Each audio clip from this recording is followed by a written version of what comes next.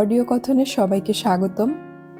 আমরা সুনীল গঙ্গোপাধ্যায়ের একটি উপন্যাস ভালোবাসার দুঃখ এটি শুরু করেছিলাম। উপন্যাসটি আমি 3টি পর্বে ভাগ করে পড়েছি। প্রথম 2টি পর্ব আমি আগেই আপলোড করেছি। আজকের পর্বের ডেসক্রিপশন বক্সে সেই 2টি পর্বের লিঙ্ক আমি দিয়ে দিব। আজকে আমি পড়ছি ভালোবাসার দুঃখ উপন্যাসটির শেষ পর্ব।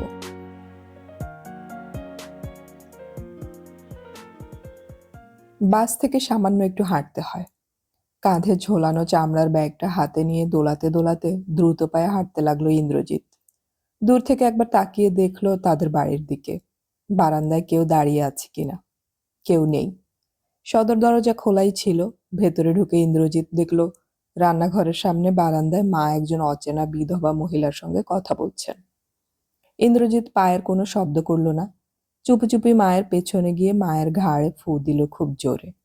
মা দারুণ চমকে ফিরে তাকালেন। তার চোখে ভয় ছিল। সেই জন্য বোধহয় নিজের সন্তানকেও প্রথমে চিনতে পারলেন না। 2-1 মুহূর্ত দেরি করে তিনি বললেন, এ কি, তুই কখন এলি? ইন্দ্রজিৎ বলল, এই মাত্র। হঠাৎ চলে এলি যে? এমনি চলে এলাম। মা আর কোনো প্রশ্ন করলেন না। ছেলে কলকাতার বাইরে কলেজে হোস্টেলে থেকে পড়ে। আজ বৃহস্পতিবার, কোনো ছুটির দিন নয়।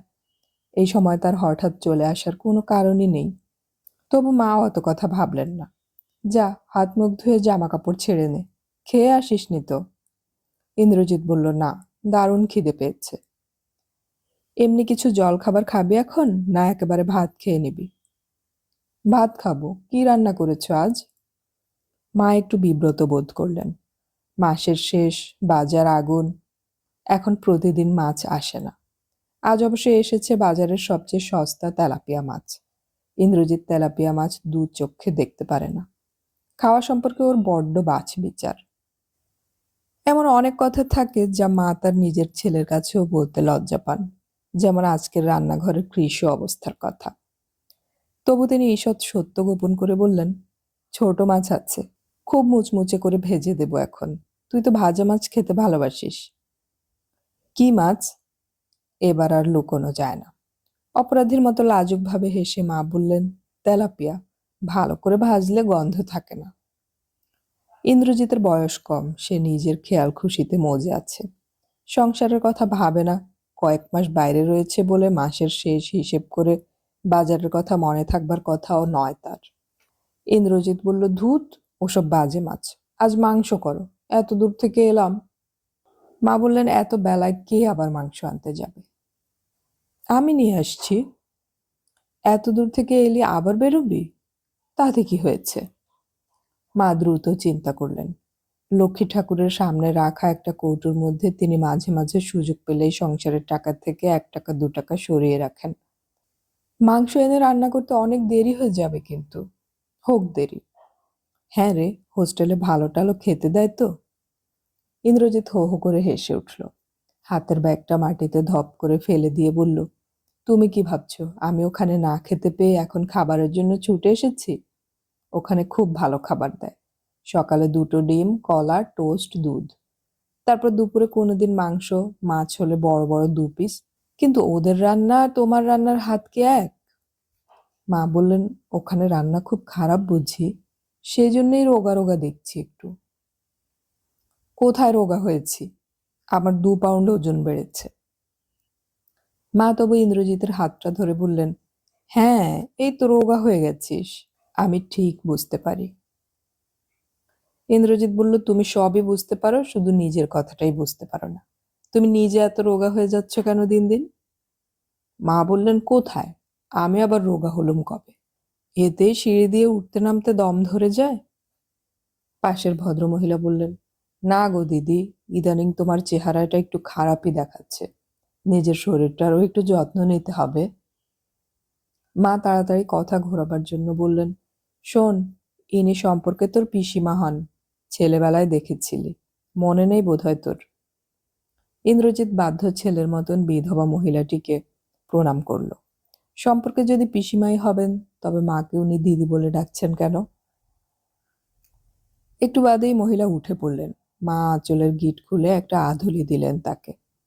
ইন্দ্রজিৎ একটু অবাক হয়ে গেল। উনি চলে যাবার পর ইন্দ্রজিৎ জিজ্ঞেস করল, মা, উনি এসেছিলেন কেন? মা একটু বিরক্তির ভঙ্গি করে বললেন, কি জানি, আজকাল ঘন ঘন আসছে। অভাবী মানুষ, কিছু সাহায্য টাহায্য চায়। এদিকে আমাদেরই সংসার চলে না। ইন্দ্রজিৎ একটু অন্যমনস্ক হয়ে গেল। হোস্টেলে নানা রকম আনন্দ আর হই হই, এর মধ্যে যাকে বলে দারিদ্র্য, সে জিনিসটা সে টেরই পায় না। কিন্তু আজ যেন মনে হচ্ছে তাদের সংসারটাও তলে তলে ক্ষয়ে যাচ্ছে। মা আবার বললেন, ওনার আবার ঘটকালির পেশা আছে। কদিন ধরে বায়না ধরেছেন তো দাদার বিয়ে দেবার জন্য। হাতে নাকি ভালো পাত্রী আছে। শোনো কথা, আমি কি আর সেরকম স্বাদ আহ্লাদ করার ভাগ্য করে এসেছি? অত বড় ছেলে পড়াশোনা করেছে, কিন্তু একটা চাকরি বাকরি আজও জোটাতে পারেনি। সে বিয়ে করবে কোন মুখে? আমরাই বা ঘরে বউ এনে তাকে খাওয়াবো কি? ইন্দ্রজিৎ হেসে বলল, দাদার বিয়ে? আজকাল কি আবার ঘটকালি করে পাত্রী দেখে বিয়ে হয় নাকি? বিয়ে করার যখন ইচ্ছে হবে দাদা তখন ঠিকই। মা বললেন, পাত্রী না দেখলে বিয়ে কি করে হবে শুনি? আকাশ থেকে মেয়ে আসবে? দাদার জন্য তোমাদের চিন্তা করতে হবে না। দাদা এসব শুনলে খুব রাগ করবে কিন্তু। ওই রাগটাই তো আছে। যা, তুই জামা কাপড় ছেড়ে নে। ইন্দ্রজিৎ সিঁড়ি দিয়ে উঠে গেল দোতলায়। বেলা 11:15। বাড়ি এখন ফাঁকা। বাবা অফিসে গেছেন। তার দাদা বেকার হলেও এই সময় বাড়ি থাকে না। ছোট ভাই তপু স্কুলে। একমাত্র তার বোন রূপা আজও বাড়িতে। রূপার আগে নিজস্ব ঘর ছিল না আলাদা। তপু আর রূপা এক ঘরে থাকতো। এখন রূপা ইন্দ্রজিতের ঘরটা দখল করে নিয়েছে। দিনের বেলাতেও রূপার স্বভাব উপুড় হয়ে শুয়ে বই পড়া আর পা দুটোকে উঁচু করে অনবরত দোলানো। শাড়ি নেমে এসেছে হাঁটুর কাছে। ইন্দ্রজিৎ এ ঘরে ঢুকে একটু অবাক হলো। তার ঘরখানা একদম বদলে গেছে। এর মধ্যেই একটা মেয়েলি ছাপ পড়ে গেছে। মাত্র 3 মাস আগেও ইন্দ্রজিৎ এখানে ছিল। কত বিনিদ্র রজনীতে কত রকম স্বপ্ন দেখেছে। ইন্দ্রজিৎ বলল, এই রূপা, এখনো শুয়ে আছিস যে? রূপা ধড়মড় করে উঠে বসল। ছোটদা, কখন এলি? 3 বছরের বয়সের তফাৎ, তবু কিছুতেই তার ছোটদাকে তুমি বলবে না। অনেক বকাবকি করা হয়েছে, তবু শুনবে না কিছুতেই। ইন্দ্রজিৎ বলল, আজ কলেজ নেই? 12টার সময় ক্লাস। এখন তো 11টা বাজে। ঠিক ম্যানেজ হয়ে যাবে। তুই হঠাৎ আজ চলে এলি কেন? আজ তো বৃহস্পতিবার। এমনি ইচ্ছে হলো, চলে এলাম। কি বই পড়ছিস? রূপা লুকিয়ে বালিশের তলায় চাপ দেবার চেষ্টা করছিল। দেখাতে চায় না। ইন্দ্রজিৎ খাটের উপর বসে পড়ে ঝুঁকে বইখানা তুলে নিল। একটা সস্তা ইংরেজি উপন্যাস। মলাটের ছবিটা ভালো নয়। অশোভন ভঙ্গিতে দুজন নারী পুরুষ। ইন্দ্রজিৎ তার ছোট বোনের পিঠে একটা কিল মেরে বলল, নিজের পড়াশুনোর নাম নেই, কলেজ ফাঁকি দিয়ে এইসব বই পড়া হচ্ছে? রূপা দুহাত ছড়িয়ে আড়মোড়া ভাঙল। তারপর অবহেলার সঙ্গে উত্তর দিল, স্কুল ফাইনালে যে 7 স্ট্যান্ড করে তার সঙ্গে এরকম ভাবে কথা বলতে নেই, বুঝলি ছোটদা? ইস, খুব গর্ব হয়েছে বুঝি তোর? এবার আর ওরকম রেজাল্ট করতে হচ্ছে না। দেখিস দেখিস, তুই যে রুমটা আবার দখল করে নিয়েছিস, আমি থাকবো কোথায়? তুই তো একদিন দুদিন থাকবি, দাদার সঙ্গে শুবি। ভাগ, তুই যা তপুর ঘরে। আমার সব জিনিসপত্র এখানে। ওসব জানি না, আমার ঘর হচ্ছে আমার ঘর। তুই বড্ড হিংসুটে। 5 বছর হোস্টেলে থাকতে হবে, তাও নিজের ঘর দখলে রাখা চাই না? রূপা বিছানা ছেড়ে উঠল। আলনা থেকে নিজের শাড়ি জামা নিয়ে হাত বাড়িয়ে বলল, দে তো বইটা দে। থাক আমার কাছে, এটা দেখি। রূপা মুচকি হেসে বলল, পড়িস না, খারাপ হয়ে যাবি। তুই বড্ড ফাজিল হয়েছিস তো। বাহ, বইটা দে, আজকেই ফেরত দিতে হবে। ওটা চন্দনার বই। নামটা শুনে ইন্দ্রজিৎ যে চমকে উঠেছে তা লুকোতে পারল না। তবু সে কণ্ঠস্বর যতদূর সম্ভব স্বাভাবিক করে নিয়ে বলল, চন্দনার সঙ্গে এখনো তোর দেখা হয়? রূপা মুচকি হেসে বলল, দেখা হবে না কেন? ওর কলেজ তো আমাদের কলেজের কাছেই। তাছাড়া কফি হাউসে। চন্দনার সঙ্গে না তোর ঝগড়া হয়ে গিয়েছিল? একবার ঝগড়া হলেই তো পরে বেশি ভাব হয়। ইন্দ্রজিৎ বইখানা এগিয়ে দিল, যেন চন্দনা সম্পর্কে তার আর কোনো উৎসাহই নেই। রূপা ঘর থেকে বেরিয়ে যাবার সময় আচমকা বলে গেল, চন্দনার শিগগিরই বিয়ে হবে শুনছি। ইন্দ্রজিৎ তাড়াতাড়ি উঠে রূপাকে আবার ডাকতে গেল, কিন্তু রূপা ততক্ষণে সিঁড়ি দিয়ে নামতে শুরু করেছে। ইন্দ্রজিৎ ফিরে এসে খাটে বসল, একটা সিগারেট ধরিয়ে তাকিয়ে রইল দেয়ালের দিকে। সাদা দেয়াল, তবু যেন সেখানে সে চলচ্চিত্র দেখছে। চন্দনার যদি সত্যি বিয়ে হয়ে যায়, সে কি আটকাতে পারবে?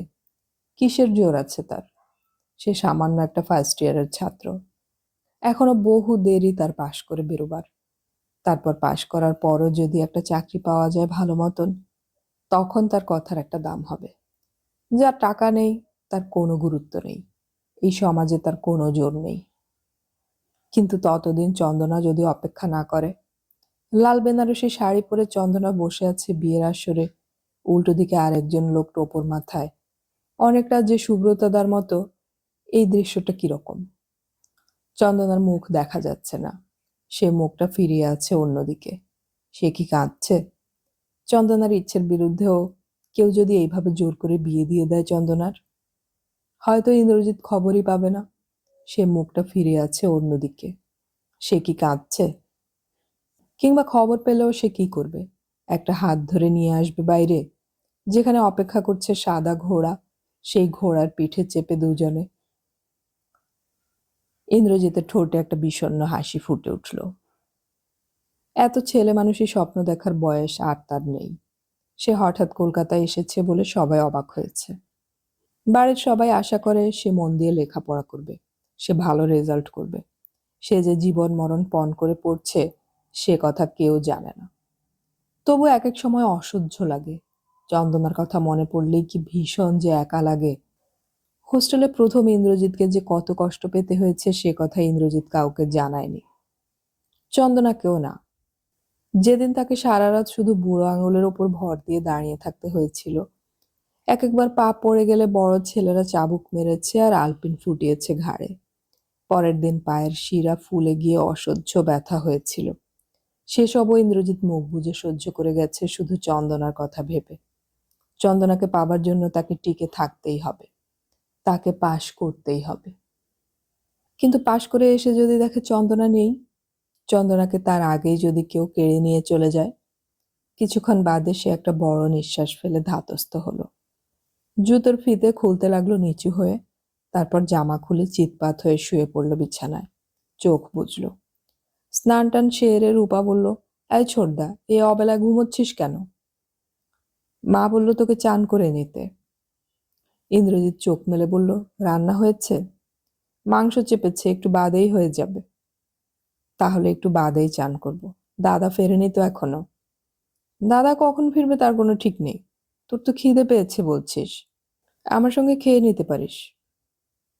থাক, দাদা এলে একসঙ্গে খাবো। রূপা আর কিছু না বলে নিজের বই খাতা বার করতে লাগলো। রূপার ছিপ ছিপে চেহারা, ছটফটে স্বভাব, একটা জংলা চাপা শাড়ি পরেছে। ইন্দ্রজিৎ তাকিয়ে আছে ছোট বোনের দিকে। কলেজে ভর্তি হবার পর থেকেই রূপা যেন হঠাৎ বড় হয়ে গেছে। ইন্দ্রজিৎ বলল, রূপা, এই শাড়িটা তোকে চমৎকার মানিয়েছে তো। রূপা মনে মনে হাসল। সে রীতিমতো বুদ্ধিমতী মেয়ে। সে জানে তার এই ছোড়দাটি আগে কখনো লক্ষ্য করেনি সে কি শাড়ি পরে, আগে কখনো বলেনি তাকে কিসে মানায় কিংবা কিসে মানায় না। এখন এই কথা বলার মানে ইন্দ্রজিৎ তাকে খুশি করতে চাইছে।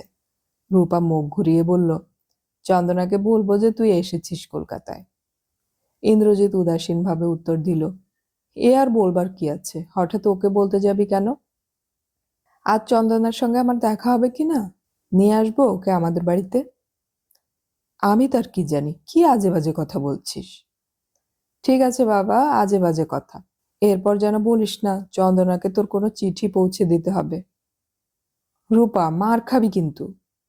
থাক, আর কিছু বলবো না। চন্দনার তো বিয়েই হয়ে যাচ্ছে, এ বাড়িতে আর ওর না আসাই ভালো। ওর মাও পছন্দ করেন না। ওইটুকু মেয়ে, এর মধ্যে বিয়ে হয়ে যাবে? ওদের বাড়ি এরকমই, একজন খুব ভালো ছেলে পাওয়া গেছে। বয়স অবশ্য চন্দনার চেয়ে 11 বছর বেশি, কিন্তু খুব হ্যান্ডসাম। বাহ, খুব আনন্দের কথা তো। রূপা বলল, আমি চলি, আমার দেরি হয়ে যাচ্ছে। তারপর সারা ঘরে তার রঙিন আঁচলের ঘূর্ণি তুলে রূপা বেরিয়ে গেল। ইন্দ্রজিৎ চোখ বন্ধ করে শুয়ে পড়ল খাটে। চোখ বন্ধ করেও সে অনেক কিছু দেখতে পাচ্ছে। দাদার জন্য 1:30টা পর্যন্ত অপেক্ষা করলো ইন্দ্রজিৎ। দাদা তখনও ফিরল না। মা রাগ করে বললেন, তুই আর কতক্ষণ বসে থাকবি? খেতে বসে যা। তোর দাদার কথা আর বলিস না। সারা দিন টোটো করে ঘুরে বেড়ায়। রোজই ওর ভাত ঢেকে রাখতে হয়। উনি 4টে খেয়ে ধন্য করেন আমাদের। দাদার জন্য একটু দুঃখ হলো ইন্দ্রজিতের। দাদা এমএ পাশ করে বেকার বসে আছে। বাড়িতে তার কোনো খাতির নেই। বাবা অনেক করে দাদাকে বলেছিলেন সায়েন্স পড়তে। দাদা কিছুতেই পড়লো না। শেষ পর্যন্ত নিল কিনা বাংলার অনার্স। তাও তো মন দিয়ে পড়াশোনা করলো না তেমন ভাবে। কি সব পত্রিকা টত্রিকা বার করা নিয়ে মেতে উঠল। লেখাপড়া খারাপ ছিল না দাদা, তবু সাধারণভাবে বাংলায় এমএ পাশ করায় তার এখন কোনো সম্মান নেই। বাবার রিটায়ারমেন্টের আর কয়েক বছর মাত্র বাকি। এখন থেকেই সেই জন্য চিন্তিত। এখনো 3টি ছেলে মেয়ের পড়ার খরচ চালাতে হয়। তার মধ্যে আবার ইন্দ্রজিতের ইঞ্জিনিয়ারিং পড়বার খরচ একটা বিরাট বোঝার মতন। বাবা মা আশা করে আছেন ইন্দ্রজিৎ ইঞ্জিনিয়ারিং পাশ করে বেরোলেই একটা মস্ত চাকরি পাবে। তখন সব দৈন্য ঘুচে যাবে। দাদা সম্পর্কে বাড়ির সবাই আশা ছেড়ে দিয়েছে। অনেক চেষ্টা করেও দাদা চাকরি পাচ্ছে না। বাংলায় এমএ কে চাকরি দেবে? একমাত্র রাস্তা কোনো স্কুল বা কলেজে মাস্টারি। কলেজে বাংলায় এমএ চাকরি পাওয়া এখন দারুণ শক্ত। অনেক ক্যান্ডিডেট। চেষ্টা করলে একটু মফস্বলের দিকে স্কুল পাওয়া যায়, কিন্তু দাদার দারুণ জেদ। কিছুতেই স্কুলে মাস্টারি করবে না। মা আজকাল দাদা সম্পর্কে রাগ রাগ করে কথা বলেন সব সময়। অথচ ইন্দ্রজিৎ জানে মা দাদাকেই বেশি ভালোবাসেন ভাই বোনদের মধ্যে। দাদা চিরকালই মাছের বড় টুকরোটা পেয়ে এসেছে। এখন বেকার বলেই দাদাকে মা প্রকাশ্যে আর প্রশ্রয় দেন না। বাবার সঙ্গে দাদার তো আর দেখাই হয় না প্রায়। দাদা বাবাকে এড়িয়ে চলে। ইন্দ্রজিতের খাওয়া শেষ হয়ে এসেছে এমন সময় তার দাদা অমল বাড়িতে ঢুকলো। এত বেলায় ফেরার জন্য মুখে চোখে একটা সংকুচিত ভাব। পাজামা ও পাঞ্জাবি পরা, এক মাথা রুক্ষ চুল, 2 দিনের নাকামানো দাড়ি। এই 3 মাসে দাদা আরো রোগা হয়ে গেছে। ইন্দ্রজিৎ লক্ষ্য করলো বাড়ির রান্না খেয়েও রোগা হয়ে যাচ্ছে। মা তা বোঝেনি না। ইন্দ্রজিৎকে দেখে অমল বলল, খোকন, তুই কখন এলি? হঠাৎ চলে এলি যে? ইন্দ্রজিৎ হেসে বলল, তোমরা সবাই মিলে এই কথা জিজ্ঞেস করছো কেন? 1 দিন 2 দিন কলেজ কামাই করা যায় না? অমল বলল, না না, তোদের তো রেসিডেন্সিয়াল কলেজ, হঠাৎ কেউ চলে আসে না। শরীর টরীর খারাপ হয়নি তো? কিচ্ছু হয়নি, এমনি খেয়াল হলো চলে এলাম। তুমি স্নান করে নাও তো টপ করে, আমি বসছি, একসঙ্গে খাবো। অমল বলল, আজ আর স্নান করবো না তাহলে। মা, খাবার দিয়ে দাও আমায়। মা মুখ ঝামটা দিয়ে বললেন, স্নান করবি না তো কি? নোংরার হদ্দ কোথাকার। যা চট করে স্নান করে আয়। অমল আর প্রতিবাদ করার সাহস করল না। খাবার ঘরে জামাটা খুলে রেখে দৌড়ে চলে গেল বাথরুমে। মাত্র 1.5 মিনিটে স্নান সেরে ফিরে এসে ব্যস্ত হয়ে বলল, কই এখনো ভাত বাড়নি? মা বললেন, চুল আঁচড়াইলি না? পরে আঁচড়াবো, দাও না। না, যা আগে চুল আঁচড়ে আয়। এত দেরি করে এসে এখন বাবুরা আর 1 মিনিট তর সইছে না। বলছি তো পরে চুল আঁচড়াবো, আগে খেয়ে নেই। না, ওসব চলবে না। চুল আঁচড়ে আয়, তারপর দিচ্ছি। অমলা আর কোনো কথা না বলে উপরে উঠে গেল। তারপর আর 5 মিনিটের মধ্যে ফিরল না। মা ভাত বেড়ে রেখেছেন। এত তাড়াহুড়ো করছিল অমল। এখন তার এরকম অস্বাভাবিক দেরি হওয়ায় মা চেঁচিয়ে ডাকলেন, ওমু, ওমু, চুল আঁচড়াতে যে 1 ঘন্টা লাগিয়ে দিচ্ছিস। ওপর থেকে অমল উত্তর দিল, আজ আর খাবো না, আমার খিদে নেই।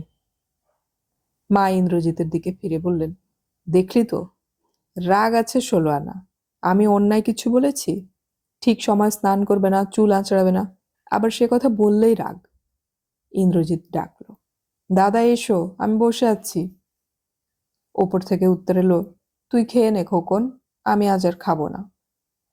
এঁটো হাতেই উপরে উঠে গেল ইন্দ্রজিৎ। দেখলো চুল আঁচড়ে নিয়েছে অমল, পাজামা ও গেঞ্জি পরে একটা বই খুলে নিয়ে বসেছে।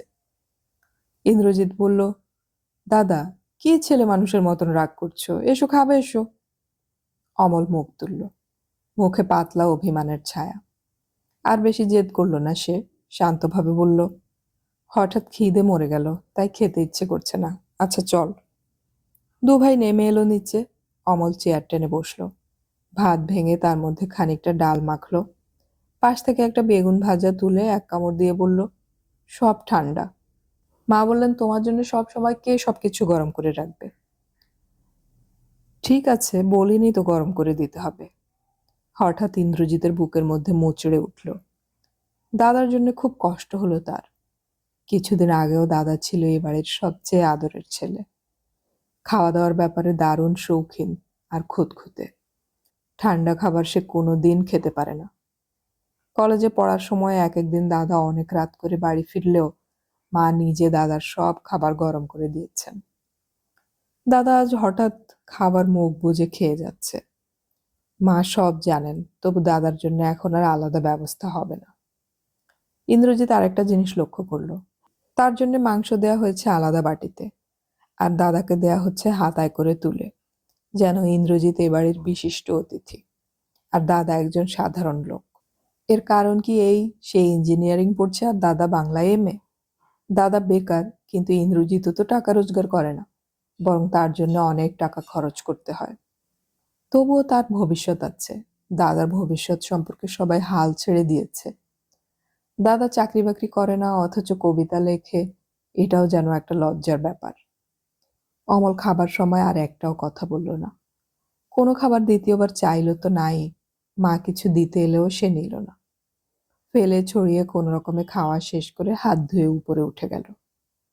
ইন্দ্রজিৎ জিজ্ঞেস করলো, দাদা তোমার ঘরে একটু বসবো? অমল বলল, হ্যাঁ বস না। তারপর অমল অপ্রত্যাশিত ভাবে বলল, খোকন তুই সিগারেট খাস তো? খেতে পারিস আমার সামনে। ইন্দ্রজিৎ লজ্জা পেয়ে গেল। দাদার সামনে কখনো সিগারেট খায়নি আগে। ভাত খেয়ে উঠে একটা সিগারেট খাওয়া ভারী আরামের, তবুই ইতস্তত করতে লাগলো। অমল চারমিনারের প্যাকেটটা বাড়িয়ে দিয়ে বলল, নে, লজ্জা কি?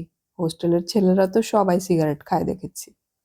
ইন্দ্রজিৎ চারমিনার খেতে পারে না, তার দারুণ কড়া লাগে, কিন্তু এখন পকেট থেকে নিজের সিগারেট বার করতে খুব লজ্জা করল।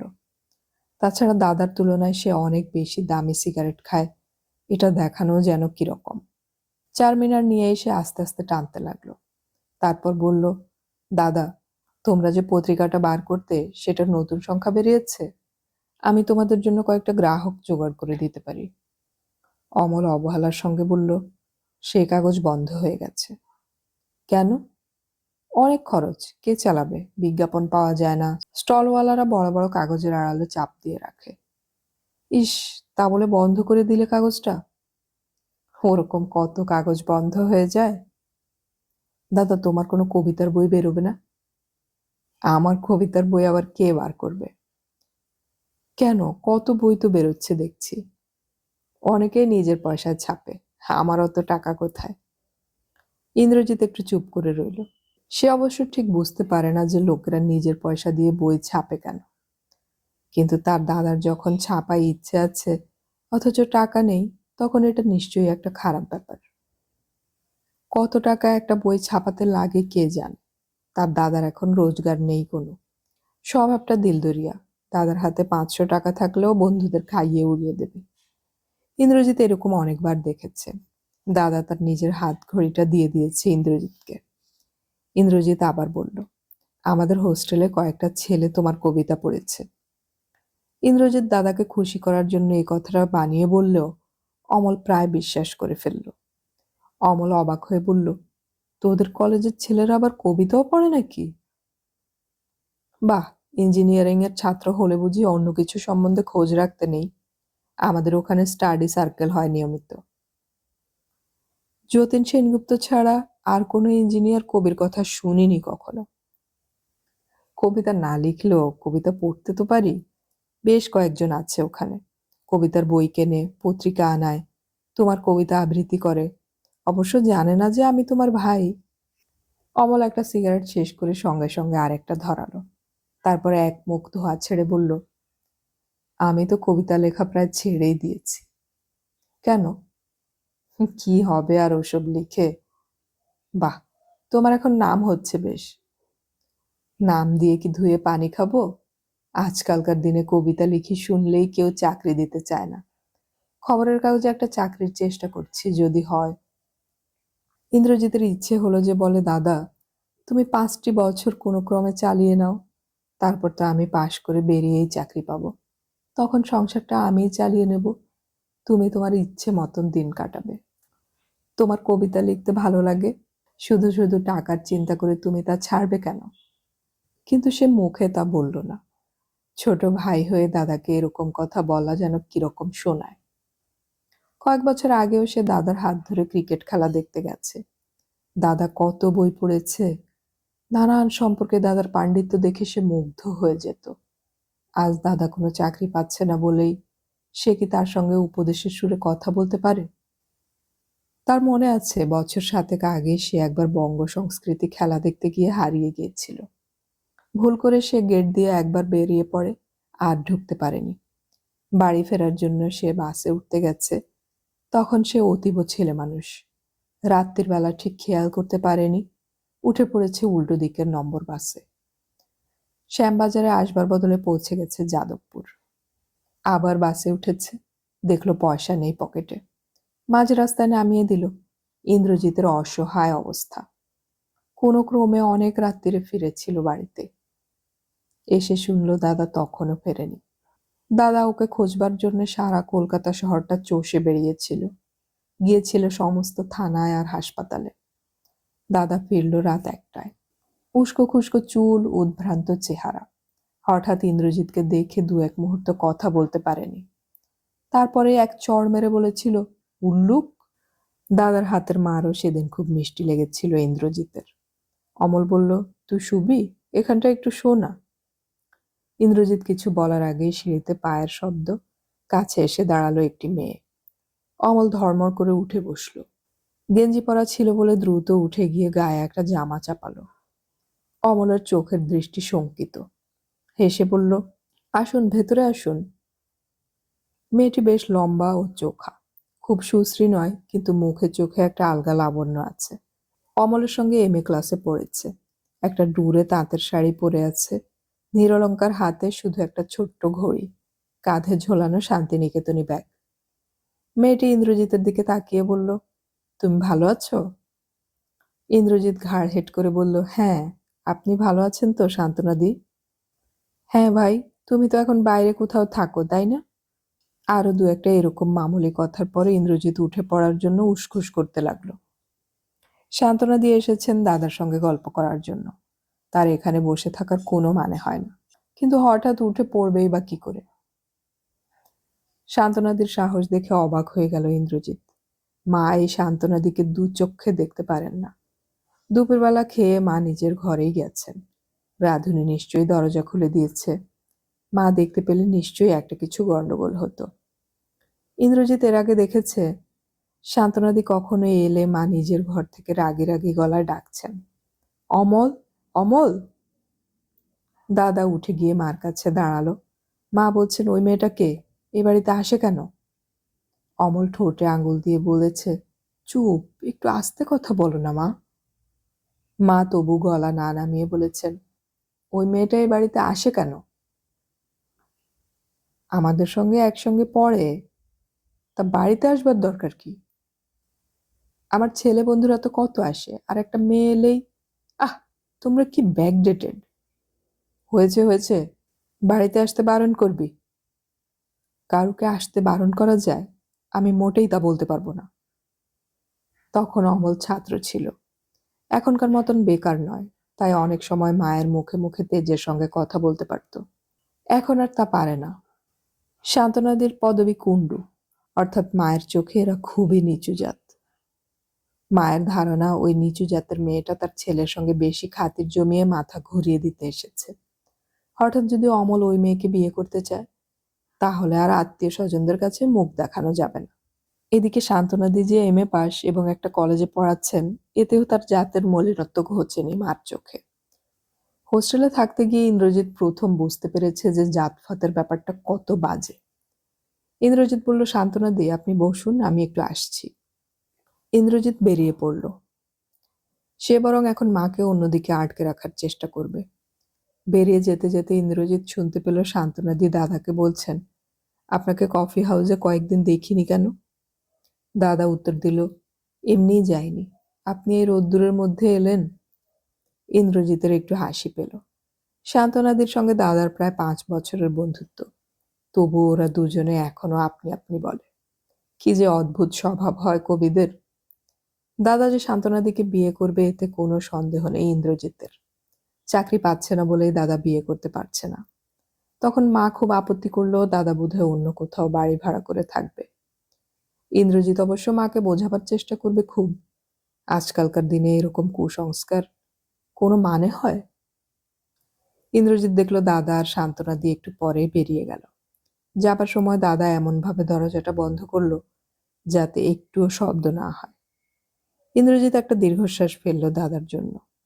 এই দুপুরবেলা নির্জন ঘরে বসে বসে সান্ত্বনাদির সঙ্গে গল্প করতে পারলে নিশ্চয়ই বেশি ভালো লাগতো দাদার। ইন্দ্রজিৎ এটা ভালো করেই বোঝে, তবু দাদা থাকতে সাহস পেল না মায়ের কথা ভেবে। এই দুপুর রোদ্রে কোথায় কোথায় যে ঘুরবে।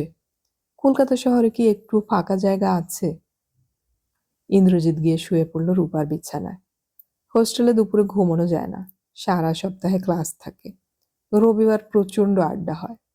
অনেকদিন পর ইন্দ্রজিৎ দুপুরে টেনে ঘুম দিল। জাগলো যখন তখন বিকেল পেরিয়ে গেছে। রূপা ফিরে এসেছে কলেজ থেকে।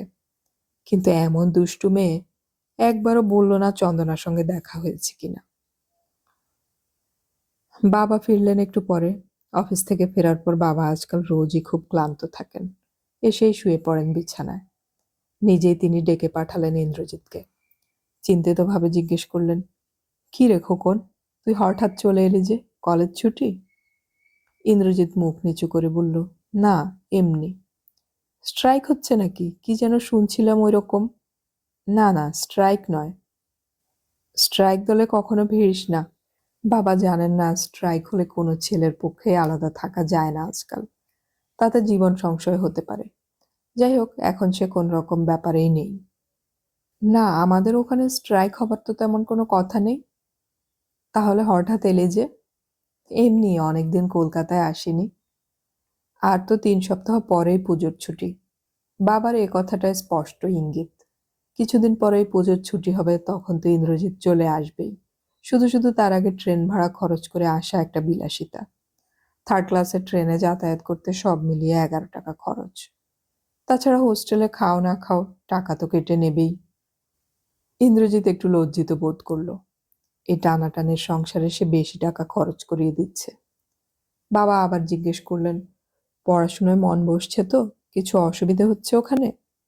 না, কোনো অসুবিধে নেই। তোর উপরে আমাদের অনেক আশা ভরসা, দেখিস। এ কথাটা আরো মর্মান্তিক। কলেজ চলাকালীন সে চলে এসেছে, তার মানে ক্লাস নষ্ট হচ্ছে।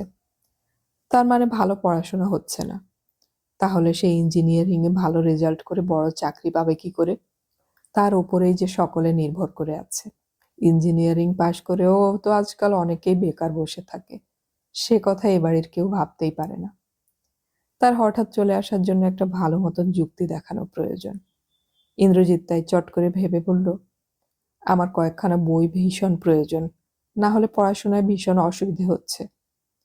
বাবার কপাল কুঁচকে গেল আবার। বললেন, সে কথা চিঠি লিখে জানালি না তো? কত দাম বইগুলোর? দরকার হলে তো কিনতেই হবে। ইন্দ্রজিৎ বলল, না না, কেনার দরকার নেই। আমার এক বন্ধুর দাদা শিবপুরে আছেন। ওর এবার ফাইনাল ইয়ার। সুভদ্রাকে চিঠি লিখেছিলাম। উনি ওর 2খানা বই আমাকে দেবেন বলেছেন। সাংসারিক ঝামেলায় বাবা আজকাল অনেক কিছুতেই অবিশ্বাসী হয়ে পড়েছেন।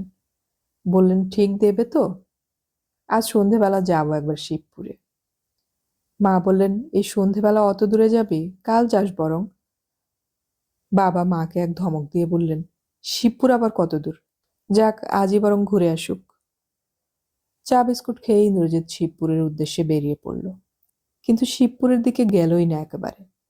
সিআইটি রোডে গিয়ে একটা পার্কের পাশে দাঁড়িয়ে রইল। কিছুক্ষণ পরে দেখা গেল 3টি মেয়ে উল্টো দিক থেকে হেঁটে আসছে। 3জনের শাড়ি 3 রঙের। দূর থেকে মনে হয় 3টি প্রজাপতি। মেয়ে 3টি যখন রাস্তা পার হবার জন্য দাঁড়িয়েছে, তখন ইন্দ্রজিৎ হনহন করে তাদের ঠিক সামনে দিয়ে হেঁটে গেল, যেন সে খুব ব্যস্ত। মেয়েদের মুখের দিকে একবার তাকাবারও সময় নেই। মেয়ে 3টি পেরিয়ে গেল রাস্তা।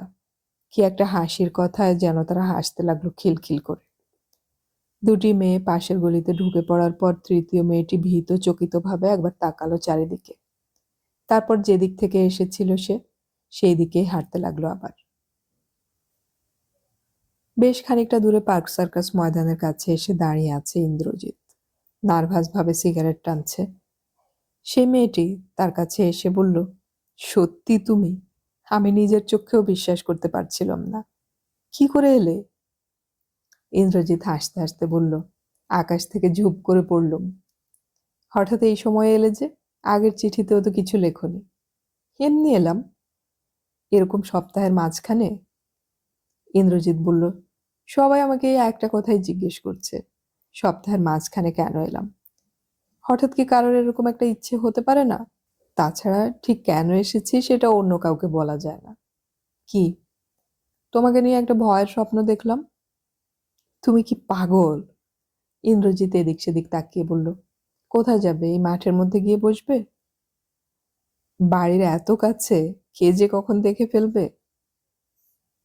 দুজনে গেট দিয়ে ঢুকলো পার্ক সার্কাস ময়দানে।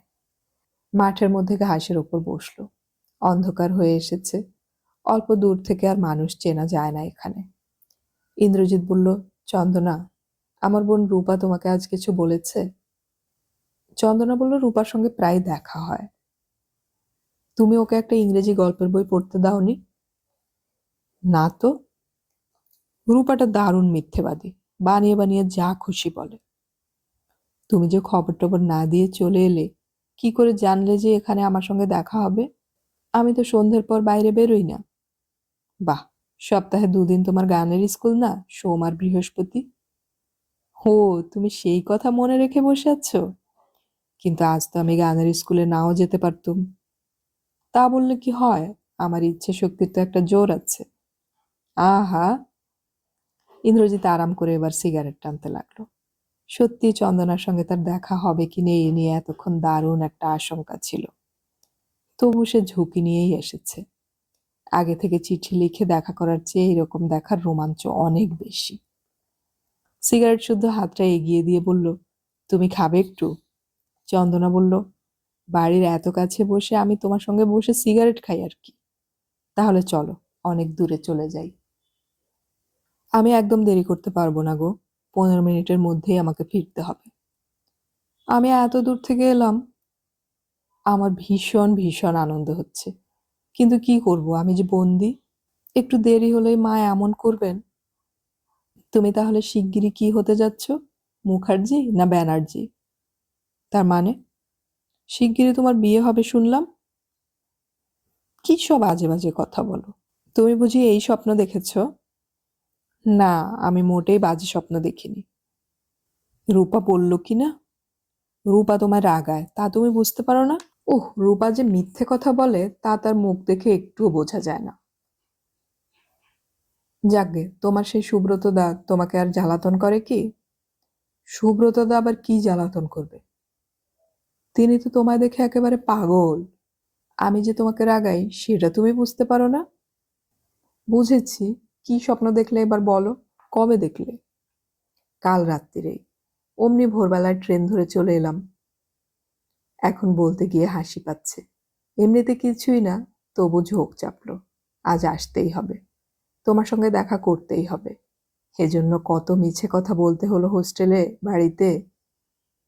আমি আর ধৈর্য রাখতে পারছি না। কিছুই না, বুঝলে। প্রথম দেখলাম তোমার সঙ্গে কি যেন একটা পাহাড়ি রাস্তা গেছি, দার্জিলিং বা ওইরকম কোনো জায়গা। বাড়ির কেউ সঙ্গে টঙ্গে নেই, শুধু তুমি আর আমি। অনেকক্ষণ ধরে বেড়াচ্ছি। তুমি একটা গান গাইছো। কি যেন গানটা? তুমি একটা গান গাইছো। কি যেন গানটা? হৃদয় নন্দন বনে নিভৃত এ নিকেতনে। তুমি এই গানটা জানো? চন্দনা হাঁটুতে থুতনি রেখে ইন্দ্রজিতের দিকে চেয়ে বলল, একটু একটু জানি। তুমি সেই গানটা গাইছিলে। একটু একটু বৃষ্টি পড়ছিল। এমন সময় উল্টো দিক থেকে ঘোড়ায় চড়ে একজন লোক এলো। প্রথম দিকে মনে হলো একজন সাহেব, অনেকটা হিলারির মতন। তারপর তার চেহারাটা বদলে গেল। দেখলাম তোমাদের বাড়ির রতনদা।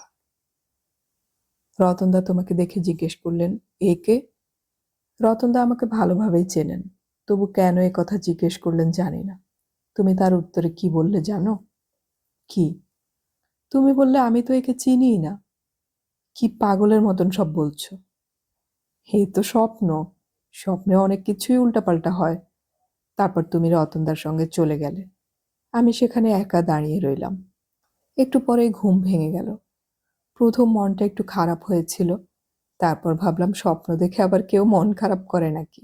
স্বপ্নে লোকে খারাপ জিনিসই বেশি দেখে। কিন্তু তারপরে আসল ভয়ের ব্যাপারটি হলো, আমি তোমার মুখটা ভাববার চেষ্টা করলাম, কিছুতেই মনে করতে পারলাম না। তাড়াতাড়ি বাথরুমে গিয়ে চোখে জল দিলাম, তবুও কিছুই হলো না। পৃথিবী শুদ্ধ সকলের মুখ মনে করতে পারছি, এর মানে কি? আমি একেবারে পাগলের মতন হয়ে উঠলাম জানো।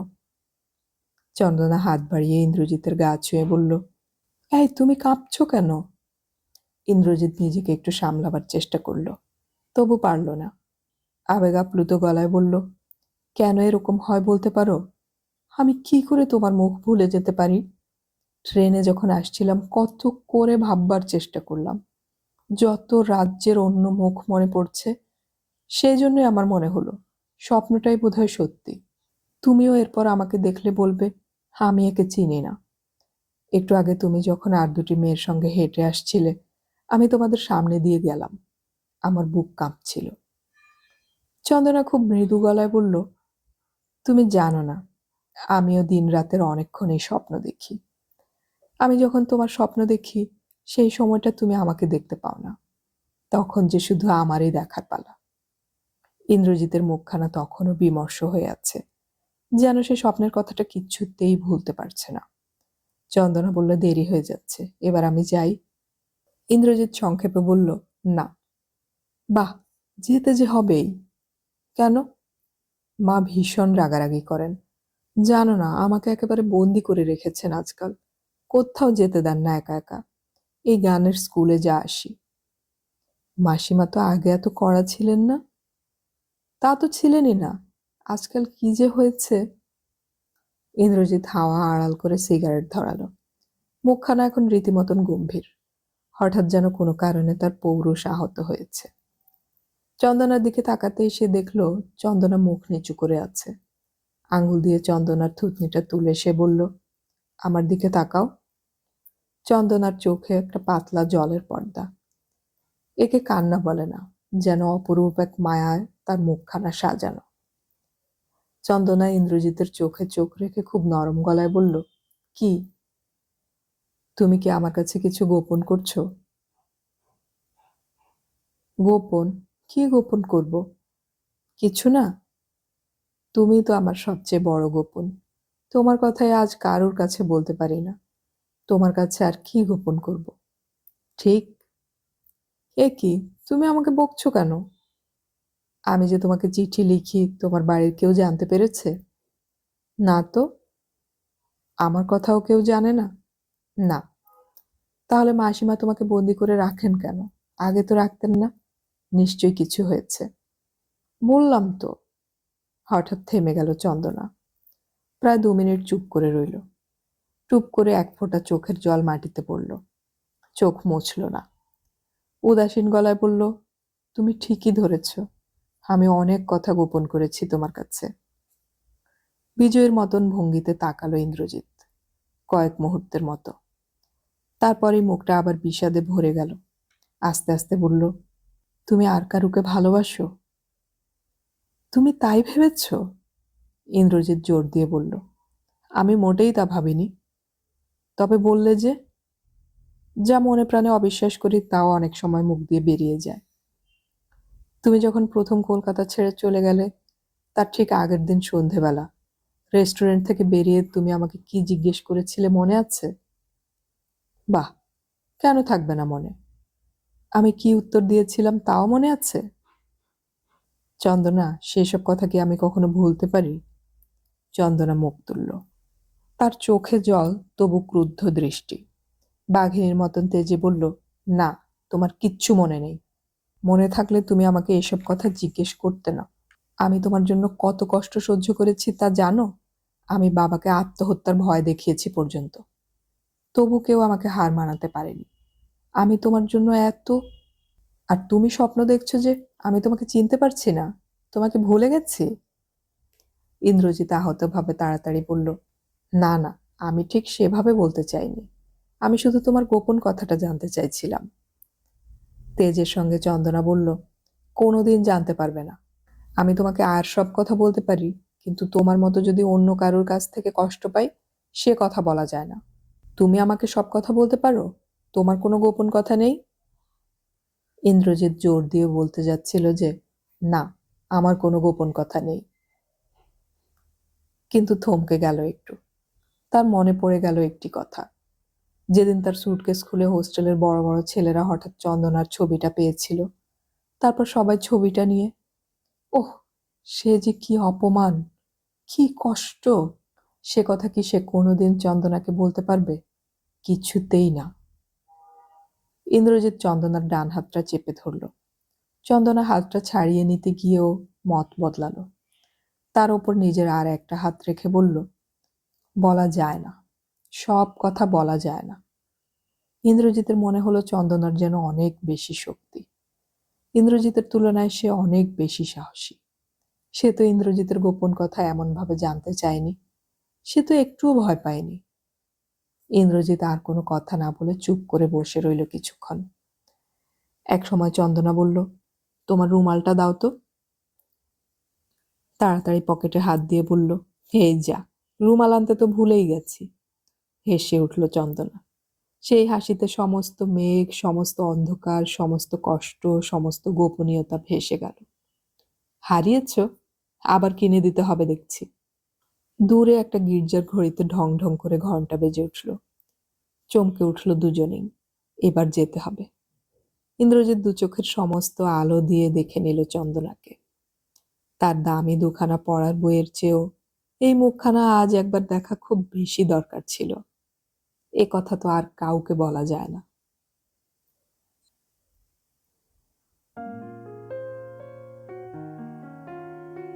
এতক্ষণ আমি পড়ে শোনালাম সুনীল গঙ্গোপাধ্যায়ের লেখা উপন্যাস ভালোবাসার দুঃখ এর শেষ পর্ব। অডিও কথনে আমাদের গল্প পাঠ ভালো লাগলে চ্যানেলটি সাবস্ক্রাইব করে রাখুন এবং বন্ধুদেরকে শেয়ার করুন। আমাদের গল্প পাঠ আপনাদের কেমন লাগছে তা কমেন্টে অবশ্যই জানাবেন। আপনাদের কোনো গল্প পাঠের অনুরোধ থাকলে সেটাও কমেন্টে জানাতে পারেন। গল্প পড়ি, গল্প শুনি, বাংলা গল্প ছড়িয়ে পড়ুক সবখানে।